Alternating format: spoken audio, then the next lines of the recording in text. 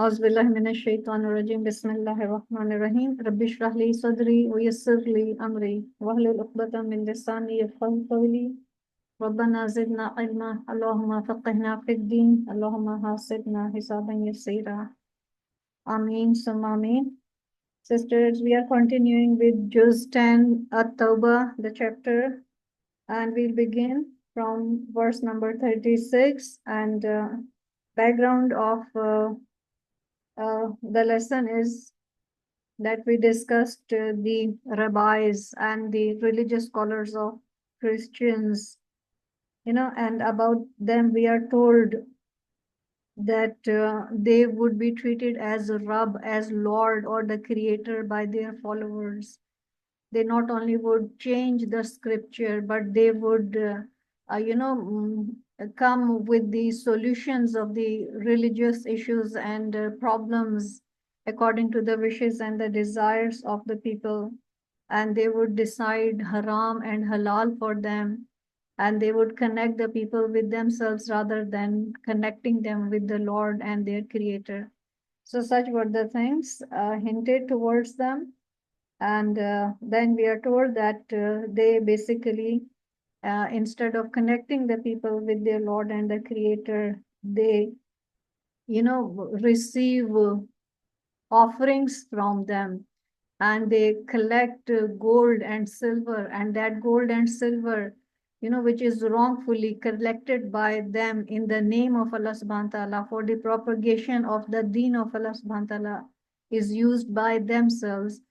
So Allah warns them that this gold and silver will be burned in the fire of hell. And those iron hot plates of gold and silver, would be branded, or their skins would be burned with that gold and silver. So such is going to be the punishment. So everyone has to be careful about this thing. And then I told you that how these verses relate to us as well. And if our intention is evil, then we also can have the same punishment from Allah subhanahu wa ta'ala.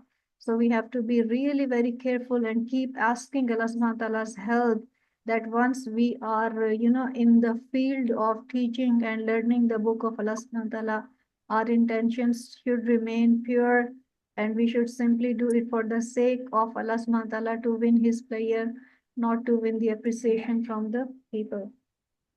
And the topic is changed a little in the next two verses. I would recite the verses together and their translation both. And then it's going to be a very interesting account of another war. Wherever there are historical references, the lesson is more motivational and interesting, because I personally, feel more motivated to deal with such topics, because they appear to be interesting to me, and I believe that they're interesting for everyone as well. So let's begin verse number 36 here. Allah says, Inna iddata shuhuri indallahi isna ashara shahran fi kitabillahi yawma khalaqa samawati wal arda minha arba'atun hurum zalika dinul qayyim fala tuzlimu fihinna anfusakum wa qatilul mushrikina kaffatan kama yuqatilunakum kaffa wa'lamu anna Allaha ma'al muttaqin. And then إنما النسيء زيادة في الكفر يضل به الذين كفروا يحلونه عاما ويحرمونه عاما ليوطئوا عدة ما حرم الله فيحل ما حرم الله زين لهم سوء أعمالهم والله لا يهدي القوم الكافرين والله لا يهدي القوم الكافرين. This is what Allah says. Indeed, the number of months with Allah is 12, means the number of lunar months in a year is 12. In the register of Allah subhanahu wa ta'ala, from the day He created the heaven and the earth, right from the beginning, a year is of 12 months, whether it is lunar or it is solar. Of these, 4 are sacred. Out of these 12 months, 4 months are sacred. This is the correct religion. So do not wrong yourself during them. Means don't tamper with these 12 months of the year and fight against the disbelievers collectively as they fight against you collectively. Again, once again, we see that Muslims are instigated that they have to fight against their enemy. Now that they have got power, authority in their hand, they own their own piece of land now. So, they shouldn't behave like they are still slave or they are still governed by anyone. And know that Allah is with the righteous who fear them. So a number of things actually are hinted in this verse and the next, that the number of months in the knowledge of Allah subhanahu wa ta'ala is 12 right from the creation of the heaven and earth. Basically, it is meant to be the lunar months according to the moon, but solar months we also know are also 12. So Allah subhanahu wa ta'ala at some other places say that these sun and moons, these are mawaqeet for you, means they help you decide the days of your worship. So these suns and moons, besides having their function that we know, have they are serving some other purpose as well. They have some other, services to perform for human being. And Quran says that they have been made musakhar, means they had been conquered for human being, and they get benefit from these in so many different ways as well. That not is our topic right now. But coming back to the verse, Allah says that the number of months right from the beginning has been 12, and out of these 12, 4 are sacred. 4 months are the months, haram months, means sacred. Haram means prohibited. The sanctified months, they are Rajab. Like we are passing through the month of Rajab, this is a haram, means a sacred, a holy month. Then the next three are Shawwal, Zilqada, and Zilhajjah.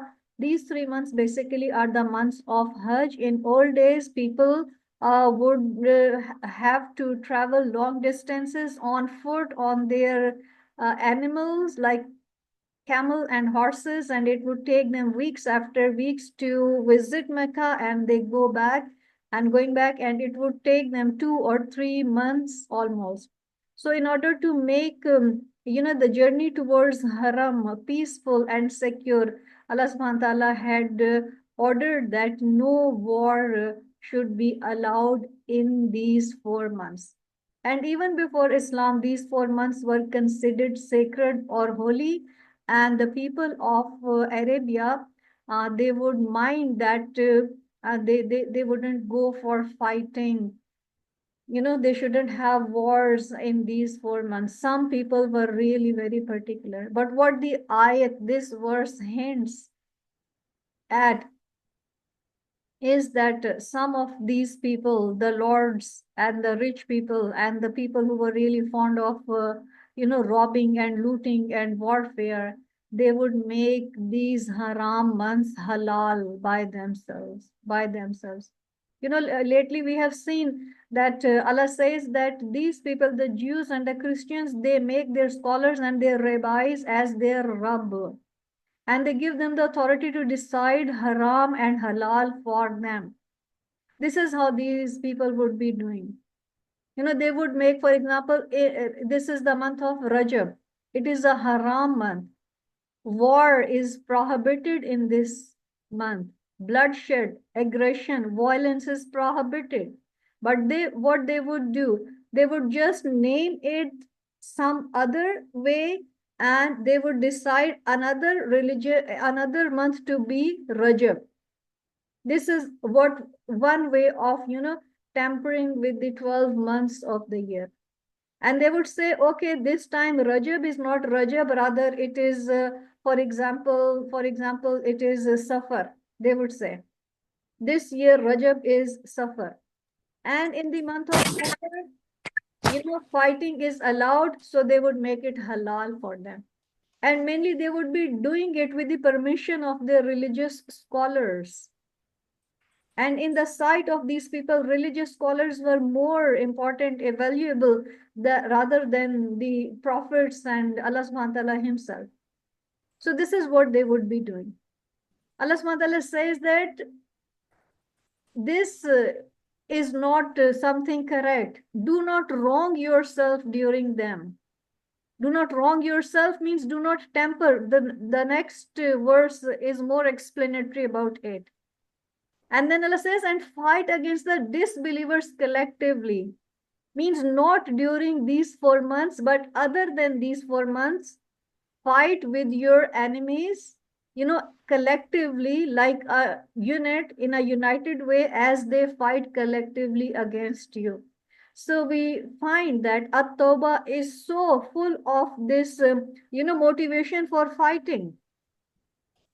Because now was the point in history, point in time, where the Muslims have to, go through a do or die situation in order to preserve Islam for the coming generations. So Allah says, and fight against the disbelievers collectively as they fight against you collectively. And know that Allah is with the righteous who fear Him.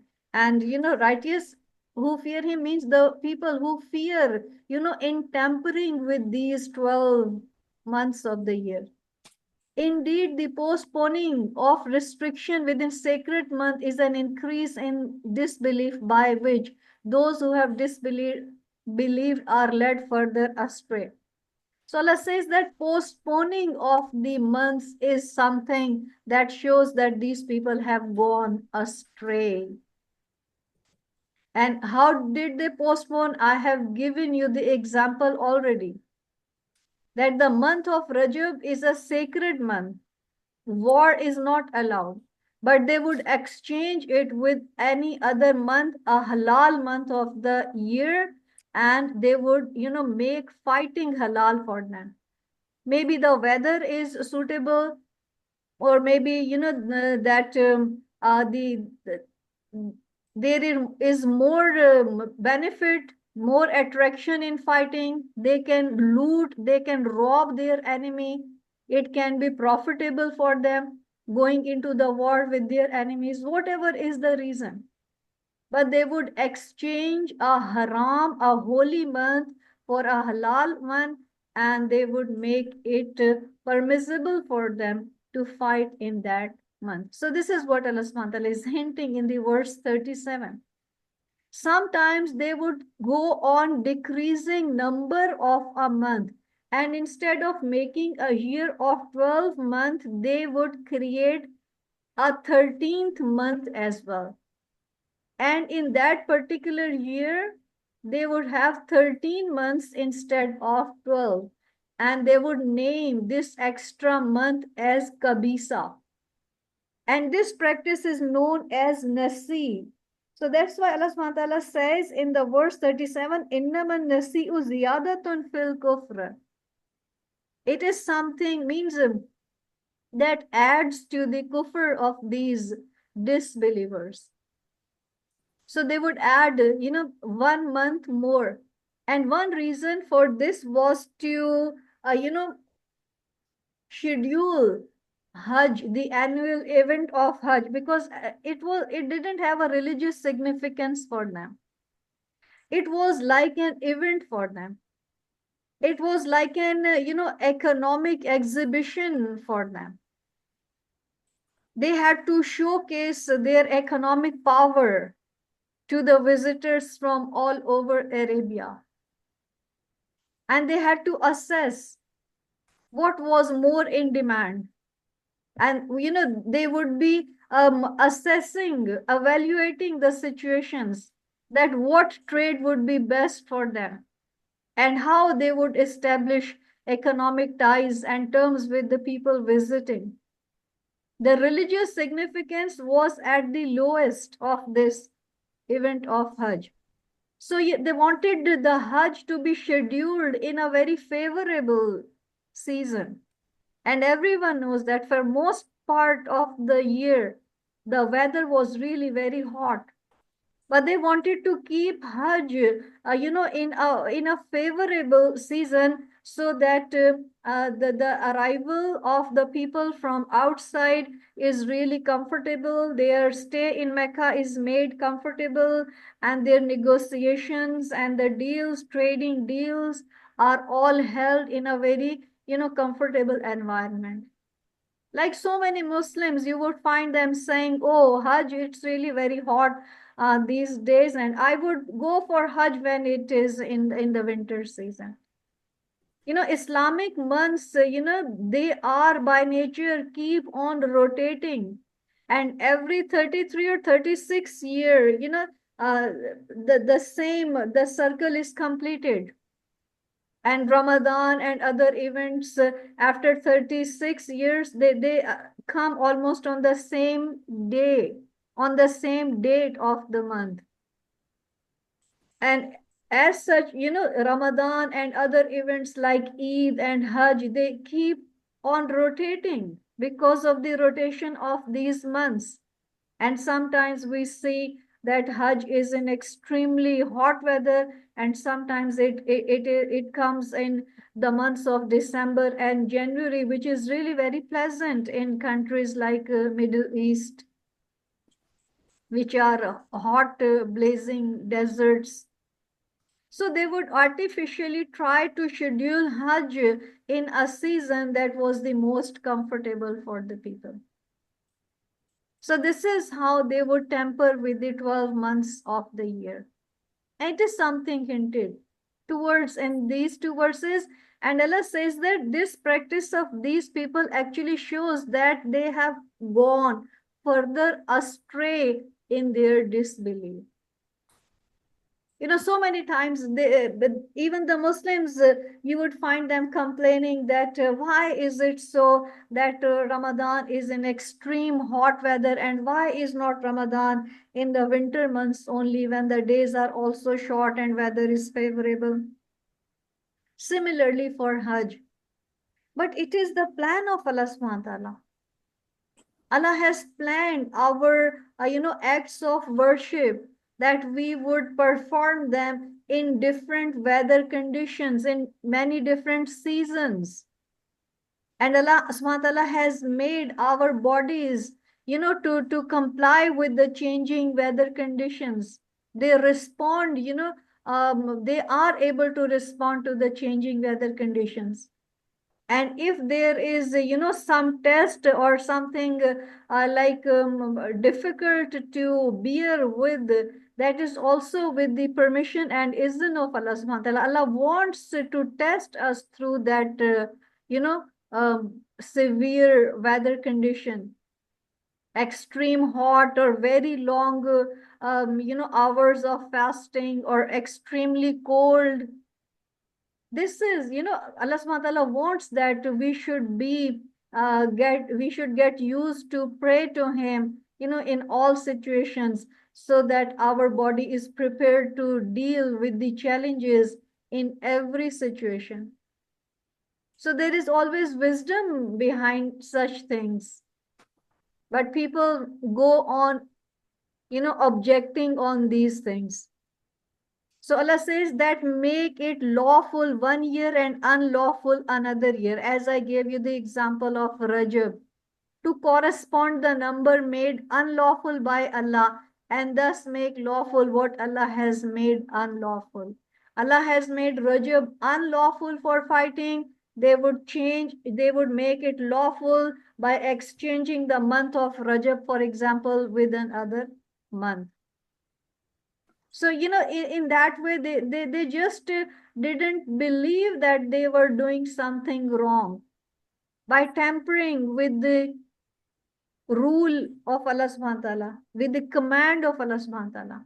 It is something similar to those people, who acted against the law of Sabbath, and they were turned into apes because they tried to trick with Allah subhanahu wa ta'ala.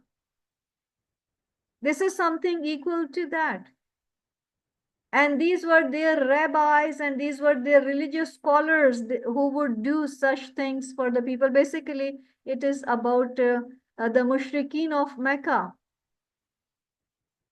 But, similar sort of things were done by the Jews and the Christians as well. made pleasing to them the evil of their deeds. Instead of thinking that how horrible or evil thing they were doing, they would think that it was really very, helpful for their trade, for their economy, and how smart they were in their planning, and how they were adjusting and coordinating the conditions, making them more and more favorable for them. And this is how so many people, they plan, and they plan against the planning of Allah subhanahu wa ta'ala. They believe that planning of Allah subhanahu wa ta'ala doesn't serve their economical and their financial, gains. And they can better handle with the situation. So this is how they had, solved a problem. Making something halal which Allah subhanahu wa ta'ala had made haram. So Allah subhanahu wa ta'ala is exposing them, each and every crime, sin, performed by these people. And at the top of everything, they never think that they were disobeying their creator. It was something serious. Like many things in the eyes of the Muslims are not all that serious.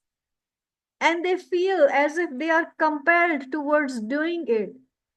And something done out of compulsion itself is a big excuse acceptable in the sight of Allah subhanahu wa ta'ala. And they should be forgiven for that. This is not how, compliance with one's faith is done. Because faith means going against someone's interest, going against someone's like, preferring Allah's like and dislike over, our own personal likes and dislikes. But we have devised totally different meaning and understanding of following the faith, and we have reduced it only towards performing some ritual acts. So this is what the previous people, the people before us, had been doing, and this is what we are doing these days. So every verse of Quran seemingly it makes a comment on certain people in a certain situation, but it is related to us in one way or the other. So we have to apply these verses on ourselves as well. And the next is the most interesting part of the chapter. At-Tawbah begins here because a large part of the chapter is a commentary on Ghazwa Tabuk, means the Battle of Tabuk. This battle is one of those that were fought after the fall of Mecca. And the fall of Mecca actually had affected the sensibility, the mentality of the Muslims, in so many different ways. As it is common with human beings that they keep on striving and struggling hard, for achieving a goal in their lives. And once the goal is achieved, they start believing that the phase of the struggle is over now. Similarly, when Mecca was won and the entire Arabia was turning, to Islam, they were turning into Muslims. The Muslims had, a sigh of relief after so many years. Right from the emergence of Islam 23 years ago, now was the only time that they could afford to have a sigh of relief. And many of them were thinking that now they would get a time to spend with their families, enjoy with them, look at their businesses, and, or whatever preoccupations they had. But Allah subhanahu wa ta'ala wanted to teach them that the pleasure of Allah should be the top priority of the believers, whatever are the circumstances. Allah wanted to tell them that Islam was not just to, conquer the Arabian Peninsula. Islam actually had to go out of the boundaries of Arabia. And Islam, the Kalimatullah, the word of Allah subhanahu wa ta'ala, had to conquer the world. And this target had to be achieved through Muslims, through their, qital of the anti-Islamic forces. At the time of Prophet Muhammad, peace be upon him, there were two great powers in the world. In the west was the Roman Empire, and in the east was the Persian Empire. When finally Muhammad, peace be upon him, had shown to everyone that Islam was gaining strength and it was emerging as a power, both these, existing superpowers, they felt, frightened. They had a kind of insecurity from Islam. Right after, conquering Mecca, Prophet Muhammad, peace be upon him, he sent delegations, he sent his envoys to the different countries around Arabia.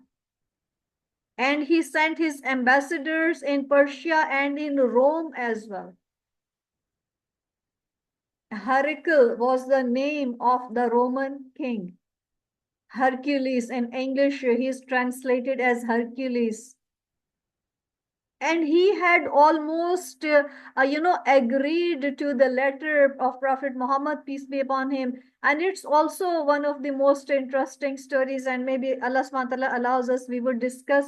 It is based on a hadith which is fairly long. I can't, share with you it right now.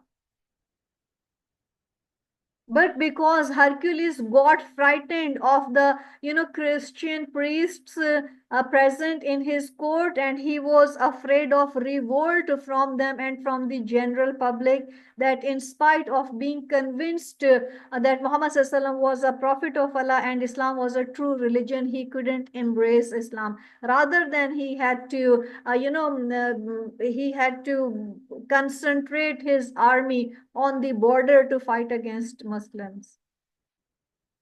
Similarly, later to, come under the fold of Islam and, accept Muhammad, peace be upon him, as a prophet of Allah, was sent to the king of Persia as well, whose title was Khosrow.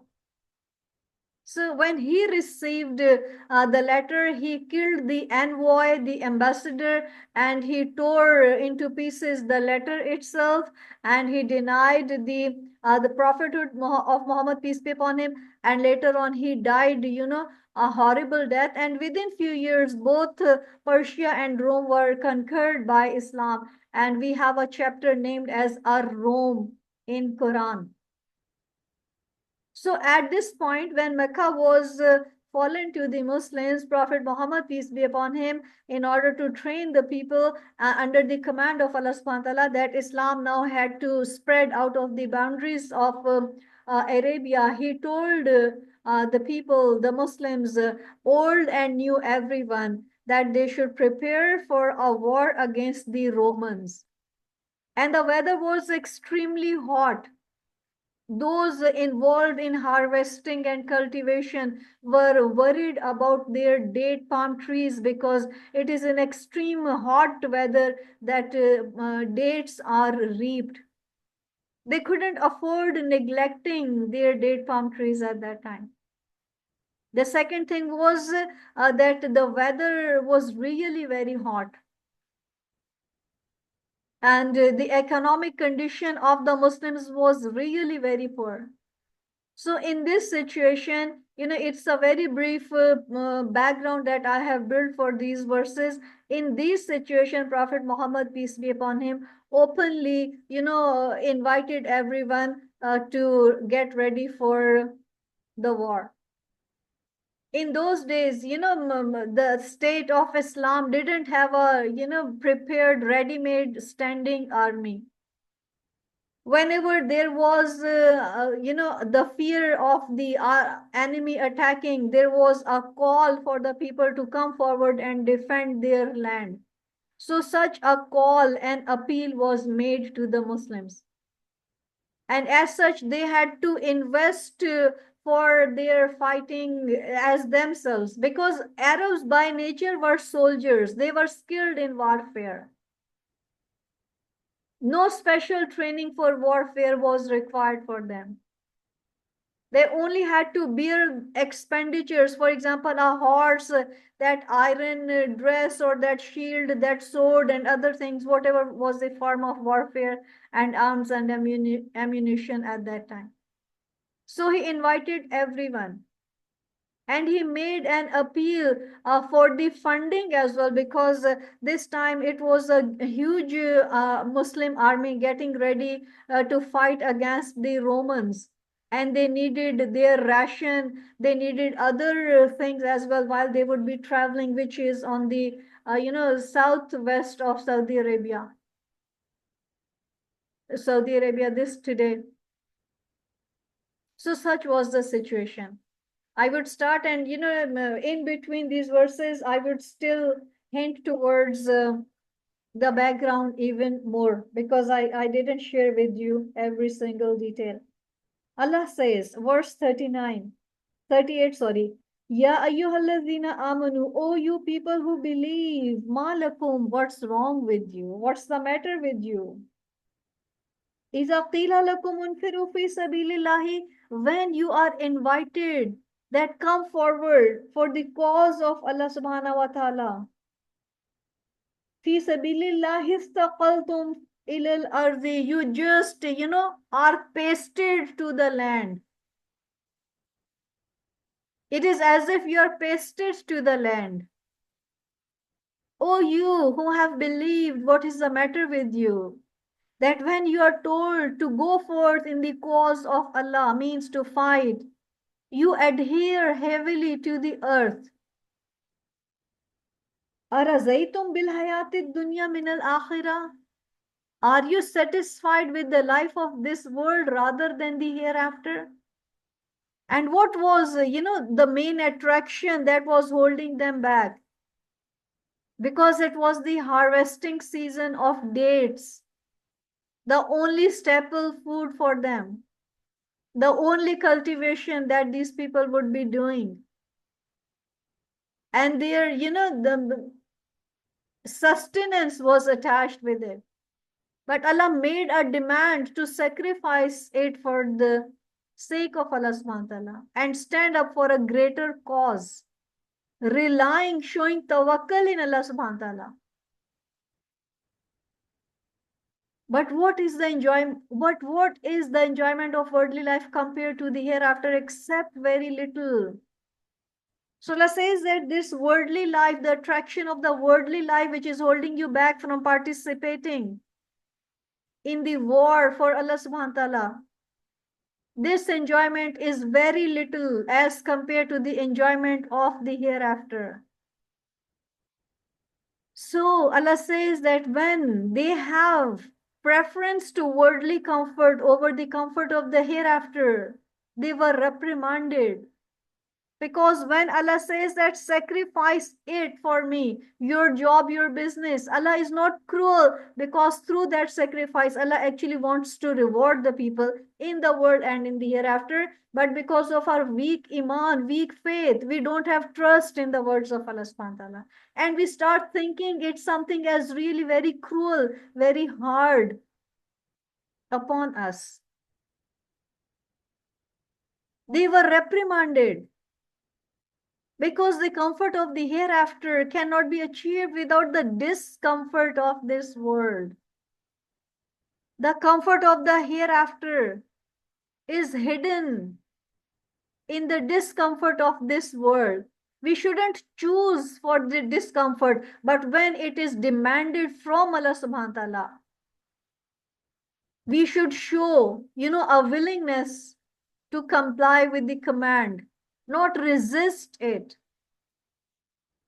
We have developed an attitude of reluctance and resistance against the commands of Allah subhanahu wa ta'ala. We are told, Man talaba dunya adarra bil akhirah. Whoever seeks the world will suffer in the hereafter. Waman talaba al akhirata adarra bid dunya. And whoever seeks the hereafter will most certainly suffer some pain, some difficulty in the world.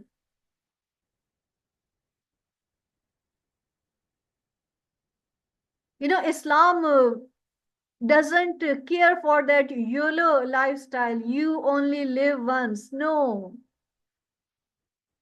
we don't have, such slogans in our lives. So this is what Allah subhanahu wa ta'ala is demanding from the believers. The verse begins, Ya ayyuhallazina amanu, those who claim to be believers. Now is the time to prove that you are the true believers. This is how Islam demands sacrifice from its followers, adherents. And this is the only way to water the plant of Islam and make it stronger. As long as the Muslims were watering the plant of Islam, it was tall and high and growing. Once we stopped watering this tree, this plant, it just, went all dry, burnt, without water, without nutrition. So in the same context of the Tabuk war, all these verses somehow, almost all these verses are related to that. Illa tanfiru, what's wrong? Yu'adhibkum azaban alima. If you won't go forth, complying with the command of Allah subhanahu wa ta'ala, He will punish you with a painful punishment. In this world, the painful punishment doesn't mean the punishment of hellfire, but the punishment of misery, insult, disgracefulness, disrespect, dishonor. And we, the Muslims, are suffering from this. We feel that praying 5 times is just enough for us and we are pleasing Allah subhanahu wa ta'ala. Praying is just bare minimum. It is bare minimum. In the time of Prophet Muhammad, peace be upon him, this was the jihad. Now we have another kind of jihad in front of us. That is to take the message of Allah subhanahu wa ta'ala to the masses who are not introduced to Allah subhanahu wa ta'ala at all, who are turning to be atheists. Societies at large today are godless societies. The concept of God has become alien even to the coming generations of the Muslims. So this is the jihad we have to fight for. Sorry, this is the jihad means for us. This is the form of jihad for us. Allah says, if you do not go forth, He will punish you with a painful punishment and will replace you with another people. And we can see other people, the born Muslims have given up to the, attraction of this world, and Allah is replacing them with the reverts, the converts to Islam. They are more skillful, more enthusiastic and excited because they have got this faith through effort, through research. They can compare. When they were quite unfamiliar with the truth, and once they got it, because it gave them the answer to all the questions, the disturbing questions they had in their minds before they got introduced to the book of Allah subhanahu wa ta'ala, and through the book of Allah subhanahu wa ta'ala to Allah subhanahu wa ta'ala Himself. They are stronger in belief. They are more intelligent. Their survival skills are most modern. And we, the born Muslims, are left behind in the field of knowledge, science, philosophy, research, invention, technology. So Allah is replacing us with these people. And Allah doesn't care for us at all. If we don't show a willingness to serve His deen and sacrifice our lives for Him and His deen, Allah says that and will replace you with another people and you will not harm him at all. You can't do anything about him. That's why we are replaced by others. Why the honor is taken away from us. And Allah is all over all things competent. Allah has the complete qudra, power over all these things. And we have to keep praying to Allah subhanahu wa ta'ala. This should be one of the most important prayers. Allahumma stakhdimni, oh Allah, use me for your deen. Consume me for your deen. Choose me for your deen. Wala tastabdilni, and do not replace me. Only chosen people, the most favorite people out of the entire humanity are chosen for this service. And one should feel proud. They should feel honored. They shouldn't grumble that why this responsibility is given to us. We shouldn't wish that we could be doing something else rather than doing this thing. The most unfortunate thing would be that today we are serving our deen, tomorrow we are not. We are unable or we are replaced by someone. We are replaced by someone just because of our lack of appreciation of this duty, this job that Allah has given. For not honoring this service. Everyone needs to understand it. And then Allah says that when you will come out in the way of Allah subhanahu wa ta'ala, Allah will help you. You know, Allah instigates to come out, stand up, walk, to serve the deen of Allah subhanahu wa ta'ala. Then at every step, Allah says that I am with you, my help is with you. Not only the command is there, but full assurance of help is also there. And we have seen in the encounter of Badr, in the encounter of Hunain,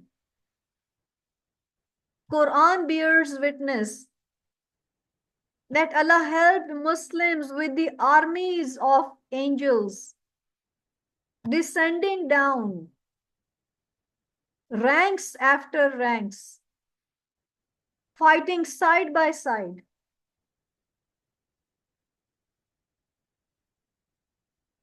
So look what Allah says. إِلَّا تَنْصُرُوهُ فَقَدْ نَصَرَهُ اللَّهُ إِذْ أَخْرَجَهُ الَّذِينَ كَفَرُوا ثَانِيَ اثْنَيْنِ إِذْ هُمَا فِي الْغَارِ إِذْ يَقُولُ لِصَاحِبِهِ لَا تَحْزَنْ إِنَّ اللَّهَ مَعَنَا فَأَنزَلَ اللَّهُ سَكِينَتَهُ عَلَيْهِ وَأَيَّدَهُ بِجُنُودٍ لَمْ تَرَوْهَا وَجَعَلَ كَلِمَةَ الَّذِينَ كَفَرُوا السُّفْلَى وَكَلِمَةُ اللَّهِ هِيَ الْعُلْيَا وَاللَّهُ عَزِيزٌ حَكِيمٌ. It is one of the same Ayat-e-Sakina that we have the pleasure of listening to before every session of ours. Allah says that if you do not aid the Prophet, come out of your comfort zone, leave the benefits of this dunya behind. your families, your businesses, your profits. Just turn your gaze from them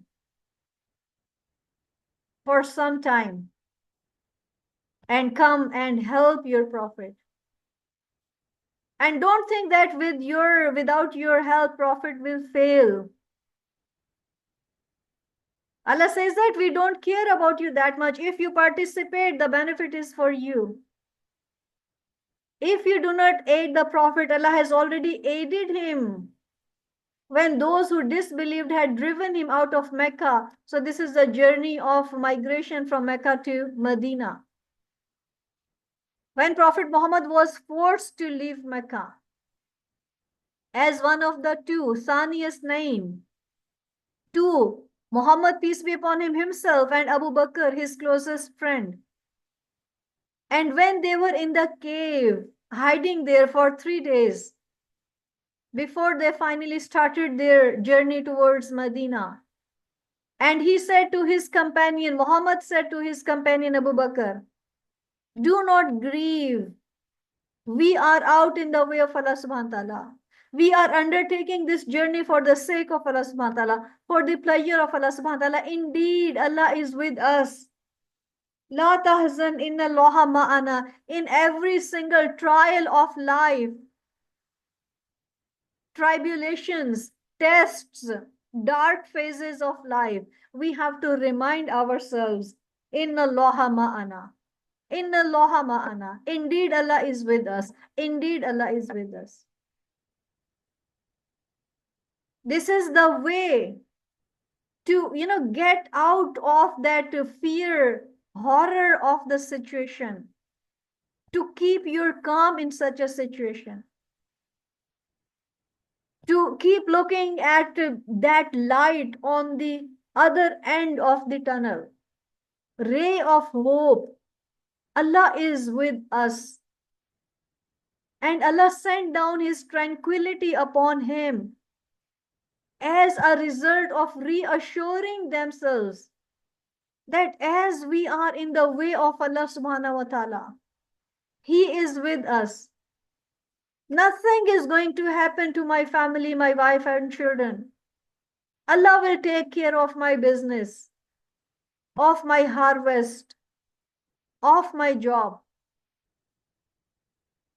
Once a believer treats him this way, the tranquility of Allah descends upon him. And supported him with angels, Allah says.